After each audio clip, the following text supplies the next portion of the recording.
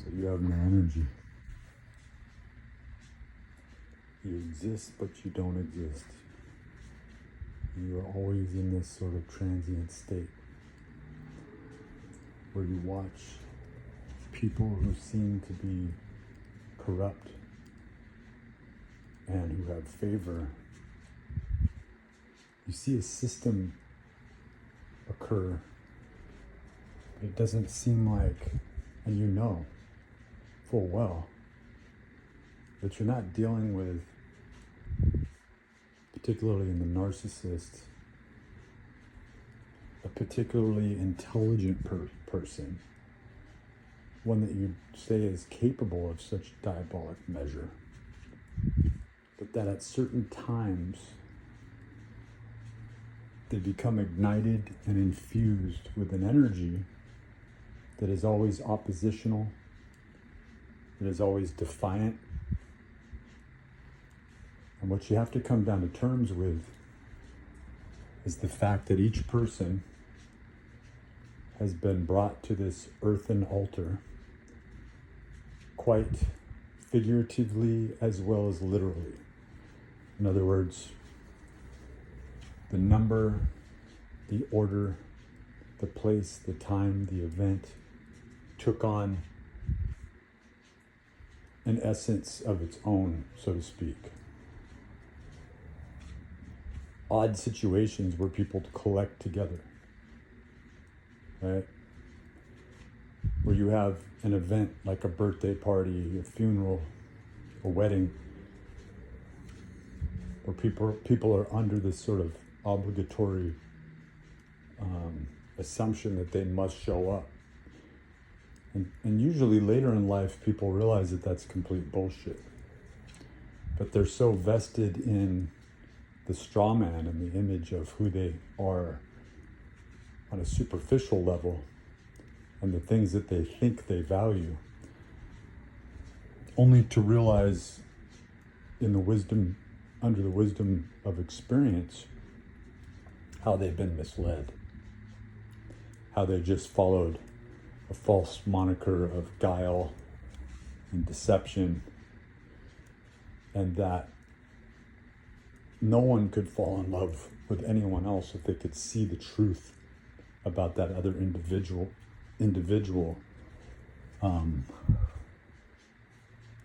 They believe in an illusion, right?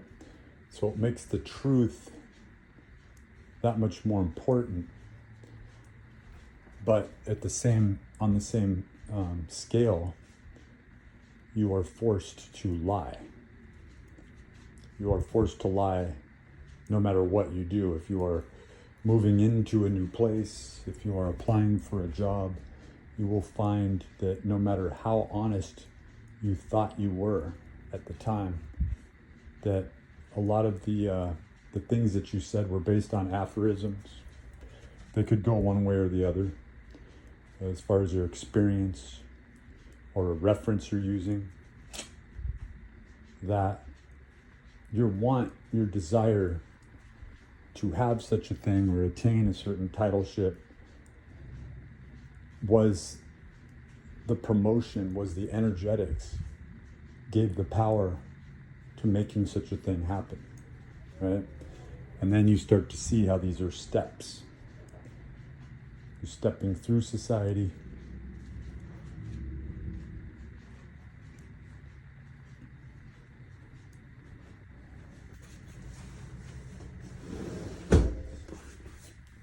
Stepping through certain normative standards that don't exist on any other scale, and really can only be said to exist in a quasi state at a particular time, right? It's a junction point. And so those that judge you the most are the ones who breach. They know just the parameters, just how far to push it. And even more so, they're told. But they aren't after the same goals. Money is God to them. And then when they see that money just stands before and in front of, right, a monster that exists behind it, that's pulling the strings. Their anxiety, their worry, and how much investment they put in. It comes down to whether or not you value something that is so finite, such as the postulation of a life, that it's an entire lie, right? Where there really is a test to see if you are made of more. If your true self is pure, if you come from a place of purity. Now, it can be very confusing because you might swear that a person you're dealing with is on a lower level. They may seem to have no energy, no real ambition, but you don't know what's going on inside of them. You don't see the secret war. You're not aware of it. Now, when you get older and you've been through this, you're quite aware. And so, like, words become knives to the vindictive narcissist who has realized that they do not have a soul, that others are more alive than they are, and that they are dying more by the day. But still, the money and the experiences in life begin to pile up. They've gotten everything that they ever wished for, and it cost them. They came out of the dark night of the soul, and the darkness prevailed. The darkness won. It was always meant to be. It's what they always were.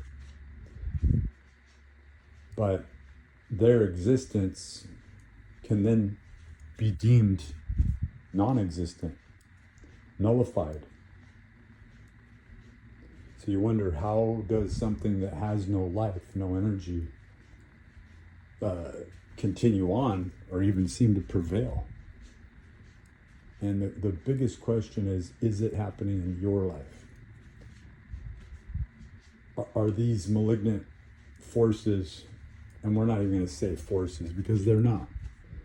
They're derivatives and substrates off of something that doesn't even really exist. It has no energy, it has no power, but it seems to be running the show. Well, as long as we're using their doctrine and their literature, speaking in such a way, going about our day in a sort of urbane dictation that hails and gives credence to a clandestine organization that stands for nothing good, it becomes very confusing as to what is good and evil. You know a lie when you see it. You know a liar. When you're younger, you're deceived blatantly, and it seems that something's even laughing at you. And that's why I came up with EPL, Esoteric Principles of Light. I didn't come up with it. It was really both exposed to me and the anti-principles that were done to me. And the information came to me by way of just a natural discourse of, I want to be pure, I want to be good, right? I want to only exist in goodness. I want to remove myself from the evil, from the darkness, from the lies, from the deceit. And when you finally make that choice where you're no longer going to live the lie, and that there is a total separation, that is when you begin to see what seemed like an empire, right? The illusion that the evil ones around you and in your life could just perpetually go on. They have no reason to exist any longer. You are the light, right? You are the purity. You are the one that they tried to sabotage, and through the passage of time, you've proven you cannot undo me. The narcissist even tried to take on your behavior,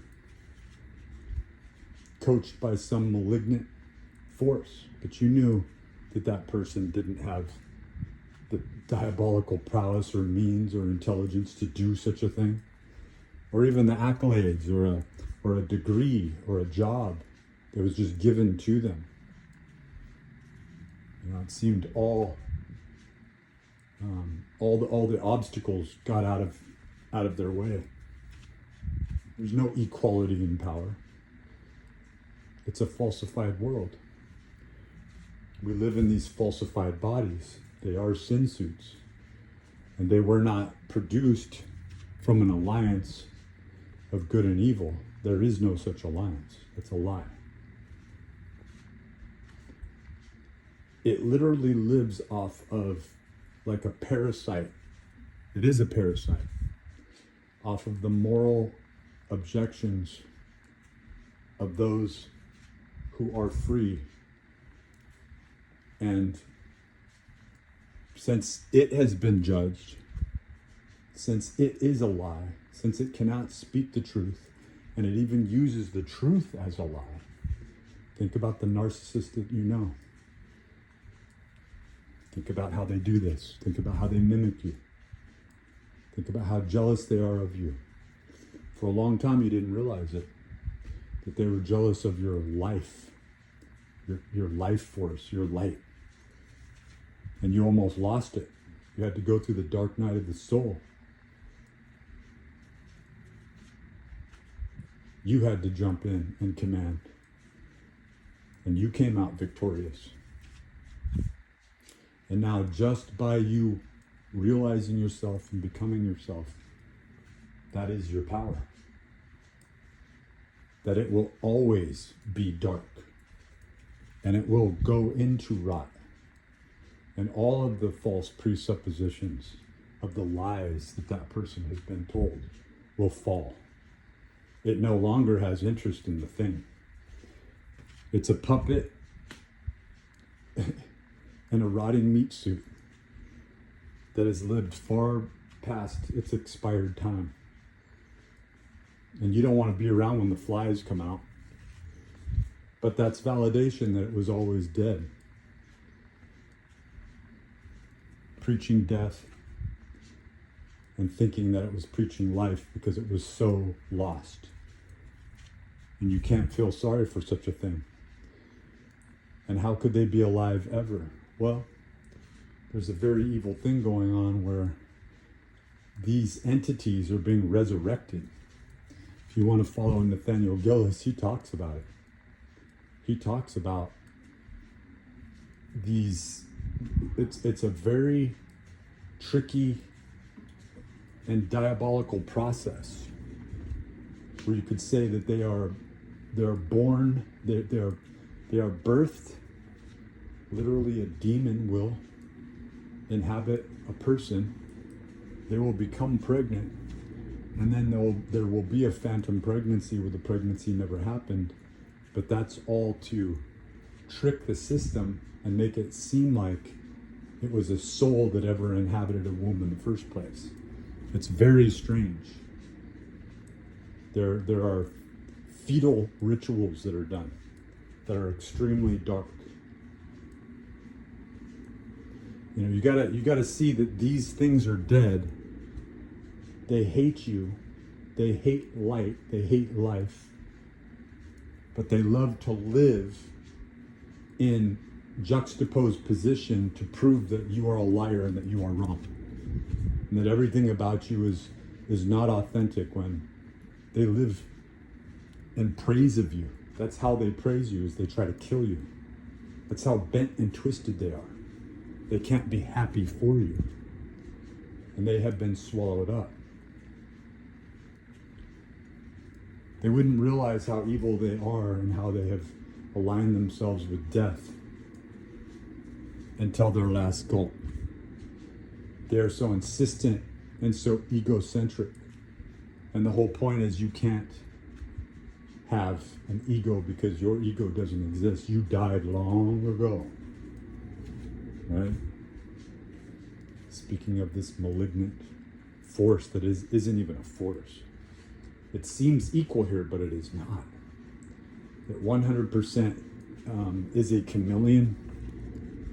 It leeches and latches on And it is based on lies. And through the lies, it uses technology to continue on. And the technology is a proving or a disproving, and the only thing that gives it credence or power are those with souls who believe the lie. Once in mass, right? I don't even like to use that term, but when the total population begins to work together in unity, those who have souls, those who choose the pure path, those who choose the pure way, those who are the pure children of the light, the death and the darkness don't exist at all. There is no place. So quite literally, again, they work as parasites. They work off of our presupposition that they are indeed our personalities, personas, part of an event. But you will notice that they are thieves. Even if they chuckle about it, I'm just going to take this. And for a while you think it's funny and you go along with it. They are liars. They will lie about everything. They will even say white lies and snicker about it. And it's like, you're so bad, you're getting away with that? It's like, no, they're not getting away with it. You're looking at something that is dead and has been dead more likely than not, and has been resurrected and is there to mislead you. Like, it exists to mislead you in that moment. In fact, the power is so great is that if we knew at the time and we stood against it, that evil little kid would be stopped right then and there. You'd see right through them. You'd see the demon in them. And if you really look back, you knew it was there. You didn't have your spiritual eyes, right? And they are horrors. They are horrors. They have to work to act like they have any sort of purity and therefore any countenance of order, right? But they follow a different order. And in that time of deception, when they act like they are good and they mimic what is good, and you are tricked into thinking that, right? They're imbued with a false light. Some have said it's like a Luciferian light, you know. If you get more into Rudolf Steiner, I think that's the direction that you go in, is where you see Lucifer being used and Ahriman, and what those mean in a metaphysical sense.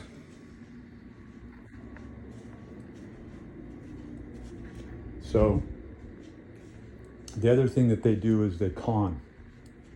They are con artists. It's almost like they're trying to keep their freedom of getting out of hell for the day. And as long as they can keep the ruse up, they are both being supported and even promoted and given rewards, as long as they can keep the bullshit lie up, right? But as soon as they drop the ball, as soon as they are seen through, when the jig is up, right, they slither away and disappear into the night. And the way that you fight them is not get caught up in the complexity that they want you to, where you may think there was an unfinished argument, or there was a time where you did something that was not worthy of your of what I'm talking about, which is purity and following purity and practicing principle only, and realizing that you're not tacky doing that. You're not a goody two shoes. You're not a square. You're not any of these assertions that you look at how thick that is. That you live in a society that actually believes that. Think about the infiltration. Right? Look at the carbon. Look at what we're made out of. right? Look at the death and the samsara. Like we're in it. We're thick in it. So to realize this at any time, and to realize your power, your purity, your light, right? To realize that, oh wow, that really makes you a very special person. You're more special than them. In fact, you're so special that you have life and they do not. And so do you owe them the truth? You definitely don't owe them any time at all. And to be around them is to have to, embrace the lie, the deceit, and then you are only lying to yourself. No. Get away from them anytime that you can. They will die. They will die away. They have been disgraced by their father, which is the father of lies. They failed. And in the end, they will all fail. Because I'll tell you the secret, and that is that they don't have any power, which means there is no electricity, right? That they haven't stolen and taken from another life. They could have the most intricate circuit board, but they have no place to plug it. There's no energy. I mean, bluntly, there's nothing to power up the falsified system. It seems like such a complex thing, all these zeros and ones. But it is so rudimentary and ridiculous when you look at it in all its finality, because the thing doesn't work. There's nothing to power it. And even more so, it can never be infinite. It can never be eternal. And it can never be pure.